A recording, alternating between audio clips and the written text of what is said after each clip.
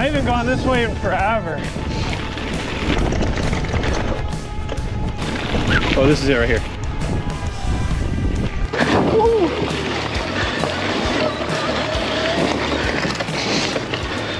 In this video, we're gonna prove that you don't have to spend $10,000 to get an electric mountain bike. Today, we are here with two Denago e-mountain bikes. We have the eXC1, eXC2.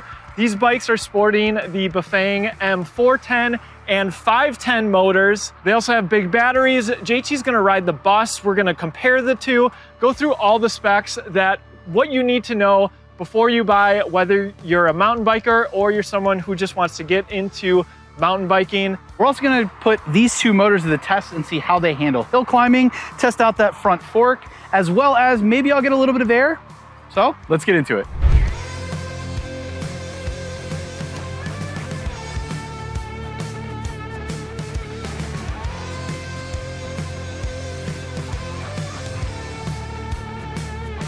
So first we're gonna talk about the eXC1, and then towards the end of the deep dive into all the components, we'll talk about the eXC2 and all the differences so you can make the right decision.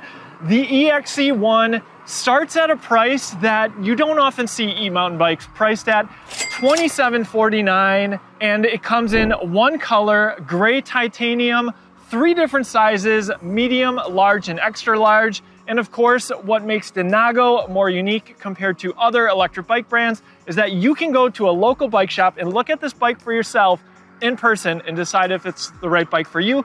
But if you decide that you're just gonna buy online, why not use our affiliate code down in the description? It's a free and easy way to help support the channel, keeps us riding mountain bikes on trails like this. So starting out, we have the Maxxis Ardent 29 by 2.4 inch tires. Working our way in, we have Tektro hydraulic disc brakes with a matching Tektro 180 millimeter front rotor. We have a SR Suntour XCM 32 millimeter front fork, which also has a through axle, so you get a little bit of more rigidity versus a quick release front. This is a 100 millimeter travel SR Suntour front fork. This is also a tapered head tube front fork. So as you can tell, this is a hydraulic coil spring. So if you wanted to say upgrade to an air fork, being that it is tapered, it'll be a nice easy upgrade in the future. Over here on the right side, we have a lockout knob. And then on the left side over here, we have a preload adjustment knob. So you can go ahead and tighten that up. And one nice thing about the SR Suntour front fork is that they offer different springs. So you can really dial in the front fork for the rider weight. Jumping to the cockpit, nice cable wrapping, enters the down tube. For handlebars, not surprisingly, wide mountain bike handlebars. They are different sizes depending on the size bike that you choose. On the left-hand side, we have Tektro hydraulic disc brakes. This bike does have motor cutoffs, locking grips on the left and right. Shimano Altus shifting 9 speeds, and the eXC1 sports a minimalistic Bafang display. This is a difference between the eXC1 that you see here and the eXC2. Very simplistic, easy to use, which is nice when you want to keep your eyes on the trail. 5 battery bars in the green, and pedal assist levels 0 all the way up to 5. All right, let's remove the battery. The first thing on these bikes is you want to remove the plate, and you don't even need the keys in the bike to do so. Simply pull the latch. There you go. All right, we got the plate off, and then we have the battery keys on the right side. I already have them in. Turn to the left, and the battery's just going to drop out. Now we have Bafang components at the display, the battery, as well as the motor. This is a 48 volt, 10.4 amp hour battery, 499 watt hours. And we just got done with a ton of riding, and I haven't used any of the battery according to the display. Put the battery back in, put the bottom end first. It does have a nice handle on it as well. Snaps into place. Then you need the cover. That's how you know you had a fun day. Battery can be charged by bringing the battery in, or more often than not, you just charge it right here. Coming here next, let's talk about this motor. This is a Bafang M410 motor. This motor puts out 80 Newton meters of torque and is listed as a 250 watt motor. However, riding the other Denago eXC2, I was seeing wattage somewhere close to the 700 watts, which is very, very powerful. We put all of those Newton meters and wattage to the test in our riding footage. Be sure to stay tuned for that. And here we have some very simple metal pedals. Through axle, standard mountain bike seat, Denago branded. All right, JT, walk us through the gearing. So here, starting in the rear, we have a Shimano Alivio 9-speed rear derailleur. We have a Shimano 11 to 32 tooth rear cassette. And then up here in the front, we have a 40 tooth front chainring. But let's say you want to step up your e-mountain bike game. Let's take a look at the eXC2 and the main differentiators. So price-wise, the eXC2 comes in at a little bit more at $31.99. It's offered in this black, gray, and these red accents. And then from there, let's jump right into some of the differences. Starting up here in the front, you will notice these tan sidewall tires. These are the Recon Race 29 by 2.4 inch tires. There is also a difference in the front fork. We've jumped up to the XCM34 Boost spacing front, which gives you a little bit more adjustability as well as a little bit wider and more of a rigid front wheel. The brakes on the XC2 are exactly the same. The next big list of differences are up here in the cockpit. Starting out is going to be the biggest one. We have a different display.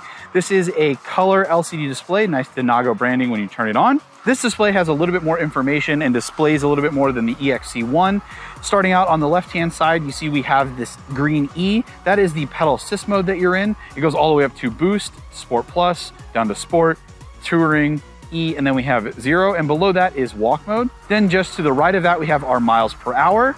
And then just below that, we have a trip currently displayed. You push the power button to cycle through that. We have an odometer.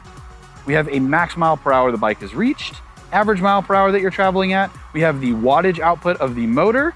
And then here we have your cadence, which is the RPM of how many rotations per minute your legs are making, calories burned, time that the bike has been on in minutes. And then we get to range, and the range is based upon which pedal assist level you're in. So you see right now in Eco, we have 19 miles. And then if we go up to Boost, that number drops down to 10. And then wrapping up, we have the battery percentage in the upper right-hand corner. But that's just the display. What you really care about is probably the motor and the battery. This is utilizing the Bafang M510, and trust us, 15 Newton meters of torque is a significant difference. Talk a little bit more about that. It also has a larger battery, 720 watt hours, still integrated in the frame. We also have JT. And then we probably have my favorite upgrade to the eXC2, and any real mountain biker is gonna be happy to see, we have a dropper post. So up here on the handlebars, you have a lever, and what you can do, it's like a computer chair, as we like to say. Put weight on it, push the lever, seat goes down, and you get it out of your way for some of those little bit gnarlier rock or jumps, and then you can bring it up for when you're gonna be in the saddle pedaling up a hill. Also, while we're up here in the cockpit, we have a 9-speed Shimano Alivio trigger shifter, which is an upgrade from the Altis on the eXC1. And if you'll notice, there's no bottle cage bosses, so we brought out our ABC cage. This is the one with the strap. You can pick up your own at shop.ebikeescape.com. And what's really special, not only bike water bottles, but up to 64-ounce bottles can be mounted right to your frame, and it's not going anywhere. Wine bottles not recommended for off-trail use. Now that you know all the components on these two affordable e-mountain bikes, let's take them for a ride and talk about how they feel on the trails.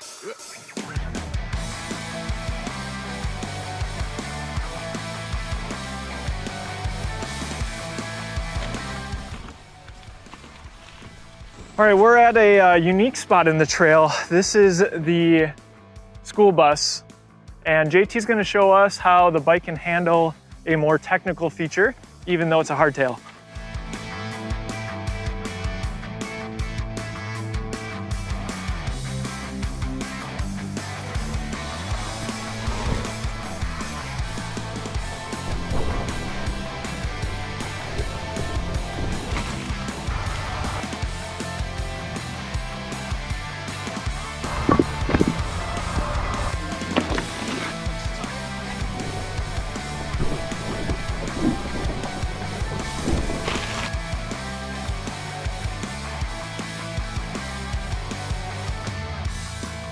All right, we're at a very flowy section, the Velvet Otter, yeah, you're right. And I'm gonna follow JT and see, he's gonna put this bike through its paces, I think. Yeah, see what we can do. At least in the air. I am in S mode here. Here he goes. Woo!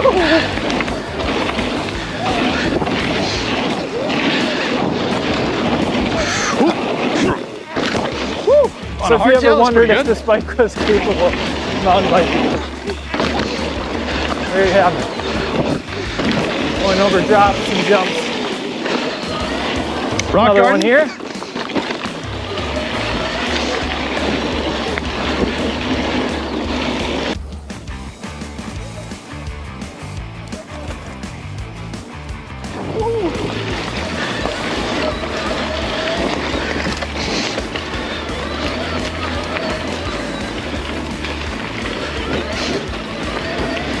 All right. Here we go, this little rock up here. There's this fun rock up here. That looks super intimidating, but it's actually really fun. It's popped over. And that is the Velvet Otter flowy section. Watching JT doing the work. Yeah, it's a very fun section to do for sure. It really kind of shows what this bike is capable of. Didn't lose a chain, so, and the front suspension, super stiff, didn't feel any problems with it. It was great. One of the most important considerations when buying an e-mountain bike is motor performance, but particularly up a hill. JT's gonna take us up this long and windy hill. He's way in the background over there. And we're gonna test out both the eXC1 and the eXC2, see if we can tell a difference between the motors, the 410 and the 510. All right, JT, come on. All right, I'm going up. So like Ryan had said, this is the eXC1, and I do have it turned all the way up, and this is the M410 there. I felt the need to go over that rock, just to kind of show the capability. I mean, I am putting in just a little bit of effort. I am in 5th on the shifter here, and it's just blazing right up this hill, no problems. I'm curious, a little bit of down here, and then it's gonna loop around and come back up. Oh, hit some rocks here. There we go. And it made it up, no problem. Very, very capable, even on the eXC1 with the M410. Let me go ahead and grab the eXC2, and I'll come up the same hill, see if I can tell you any differences. So we realize 80 versus 95 Newton meters. Might not be able to tell a difference between the trail, but JT's gonna do his best and put that bike in its highest pedal assist level, going up the same hill. All right, let's see what it can do. Now this bike is a little bit bigger, so I do have to climb on. There we go. And here we go. I am gonna try and stay in about 5. And this is it doesn't have just the LED display like the other one. It has a color LCD display, which hopefully you'll be able to see here. And that at 15 Newton meters of torque is, I can think already, is pretty apparent. The amount of little of effort that I'm putting in here. Miss Ryan on the trail, woohoo! Yeah, and it is very capable. Definitely feels a little bit more capable than the M410, but that is also the intent. JT really put those Newton meters to the test. I did. I didn't think 15 Newton meters was going to transition to actual ride feel, but it's pretty substantial. I stayed in the same gearing and obviously turned the screen up all the way, or the motor up all the way, and I feel like I was putting in way less effort, and it was just blazing right up. Like it was at a speed that I'm used to downhill, I would almost say, trying to dodge some of those rocks. It was very capable. And the nice thing is too, with that little extra torque, you bump up over a rock, you just put in a little bit of a pedal stroke and you blaze right past it.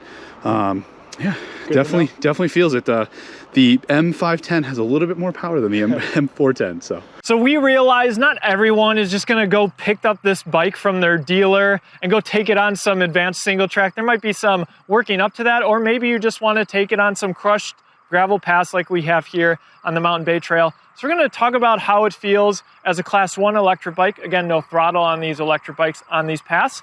JT's on the eXC2, so he's gonna accelerate just a little bit faster than me. Yeah, so I've got the GPS speed here on my bike, and so I'm going to go ahead and turn my bike on. I'm gonna flip it all the way up into boost, and I'm just gonna see how quickly I can get up to that 20 mile per hour top speed. You ready? Yep. 3, 2, 1, go. All right, there we go. So Ryan is a little bit, oh, he took off on me. There we go, and we are at 19, 20 miles an hour there. How many watts are you pulling? I am pulling, oh, got a switch, hold on. I'm pulling 165 watts now, but that's just maintaining now. So yeah, so here we are. Ryan and I are both, I mean, it's, it really said, I definitely felt the motor kick on very quickly. Like I barely had any pedal stroke in, so. Yeah, and I jumped the gun on JT, but what is very clear on these bikes, I mean, I know we're going 20 miles an hour and at a very leisurely cadence. Yeah. They are measuring your torque, how much power you're putting in, but I would say more than some mid-drive torque sensor electric bikes, it doesn't take as much to get the full power out of these Bafang motors. No, especially the the difference between the two motors, that extra 15 Newton meters, when you're comparing them side by side, is a huge difference. But if you're just riding the M410 on the eXC1, you're not going to notice a difference. That is still a very capable e-bike, especially on maybe a crushed gravel path like this, local hills, things like that. That bike is going to be more than capable of. But if you're looking for a little bit of a step up, dropper post, a little bit stronger of a front fork, the eXC2 is going to be a great choice for that. All right, let's turn around and go through the various pedal assist levels. JT is going to take the eXC2 and walk through the various pedal assist levels as well as speed. He'll call out the speed on the bike because the GPS is not working on this very cloudy day with lots of tree cover. All right, so starting out here, I am in 0 and I'm going to just stay there so I can shift down to 1 in the shifter on the right here.